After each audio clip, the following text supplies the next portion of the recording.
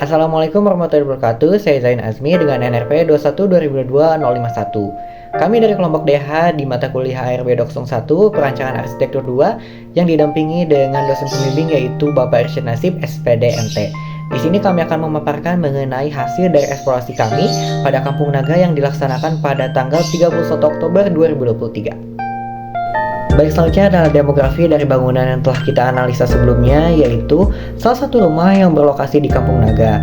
Nah, rumah ini adalah rumah yang telah diwariskan secara turun-temurun dari generasi ke generasi.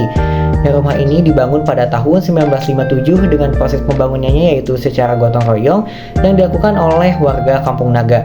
Sempat melalui proses renovasi sebanyak 2 kali dan dijadikan rumah utama yang berorientasi mengarah ke selatan. Dan penerangan utamanya yaitu menggunakan lentera hingga saat ini. Pemilik rumah saat ini adalah Bapak Darmawan yang beliau sudah berumur 54 tahun. Bapak Darmawan ini adalah warga asli Kampung Naga dengan profesi sebagai petani dan sebagai guide di Kampung Naga. Kemudian beliau menikahi seorang wanita yang berasal dari luar daerah Mandala, yaitu Ibu Herni yang berprofesi sebagai ibu rumah tangga, yang saat ini beliau berumur 41 tahun. Yang sampai sekarang menjadi istri dari Bapak Darmawan dan dikaruniai oleh 2 orang anak, yaitu 1 perempuan dan 1 laki-laki yang saat ini sedang menempuh pendidikan di pendidikan perguruan tinggi. Terima kasih. Saya Nazifa Aurelia, NRP 21 2022 171. Di sini saya akan menjelaskan tentang komponen dinding pada rumah adat di Kampung Naga. Pada Kampung Naga, komponen dinding yang digunakan adalah dinding bilik bambu. Bilik tersebut dianyam dengan pola sasak. Teknik sambungan antar strukturnya menggunakan paku dan kayu albasiah atau biasa disebut dengan gagalur. Jarak antar kolom sekitar 1,5 meter tergantung kondisi dan luas bangunan. Jenis material tiang struktur pada bangunan ini menggunakan kayu albasiah atau kayu manglit. Dinding bilik bambu tersebut kemudian difinishing dengan dilapisi kapur. Lapisan kapur bertujuan untuk melindungi anyaman bambu dari kelembapan udara sekitar dan menjadikannya tahan lama. Untuk komponen lantai pada bangunan di Kampung Naga sendiri menggunakan bahan lantai kayu dengan 2 jenis, yaitu kayu albasiah dan kayu bambu gombong atau bambu selat.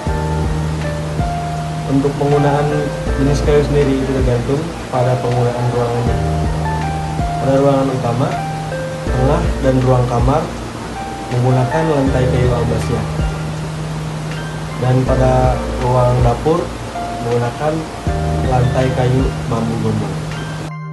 Di sini saya akan menjelaskan komponen material yang digunakan pada plafon di salah satu rumah yang ada di Kampung Naga. Plafon sendiri terbuat dari bambu yang dianyam menjadi sebuah anyaman bilik bambu dengan tinggi dari lantai hingga ke plafon yaitu 3 meter, sebuah tinggi yang cukup untuk orang di Indonesia. Di sini saya akan menjelaskan tentang komponen pintu. Komponen pintu yang berada di rumah adat Kampung Naga ini memiliki beberapa jenis material yang digunakan. Untuk pintu utama menggunakan kayu albasiah, sedangkan untuk pintu kamar dan sekunder menggunakan kayu manglit. Pada rumah adat Kampung Naga ini juga memiliki beberapa bentuk dan variasi ukuran pada pintunya.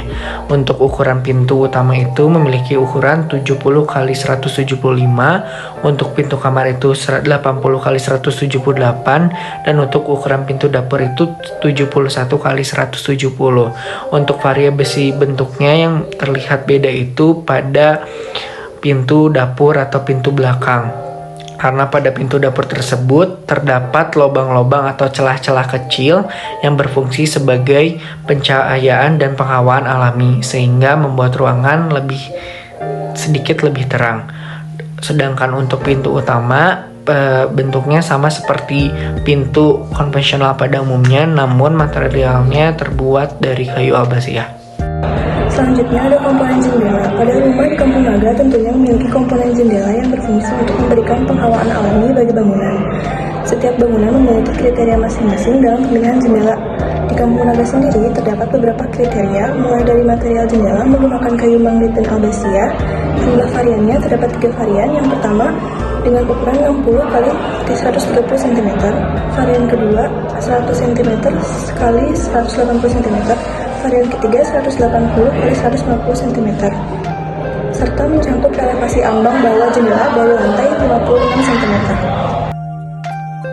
Pada bagian komponen pondasi rumah adat Kampung Naga ini menggunakan material batu papas yang berfungsi sebagai penopang bagian bangunan yang berada di atas pondasi. Pada rumah adat Kampung Naga ini memiliki 30 buah pondasi yang masing-masing berukuran panjang 75 cm dan lebar 60 cm.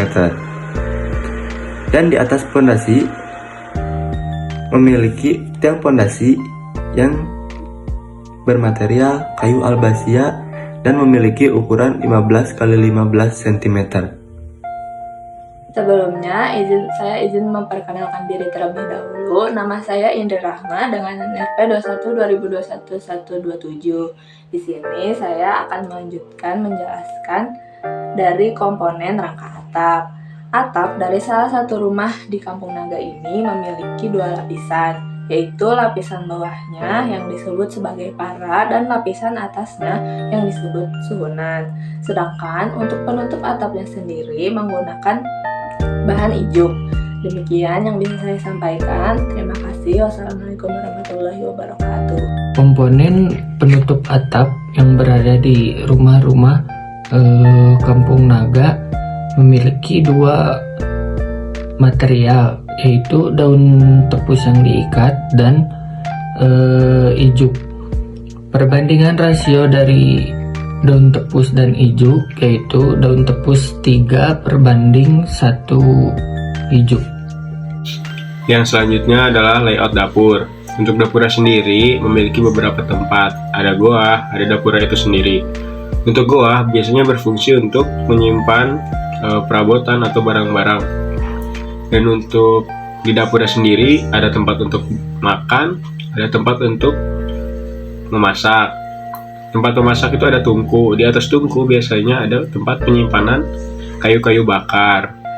Untuk lantainya sendiri, di dapur ini menggunakan lantai dari anyaman bambu surat yang ada jarak-jaraknya.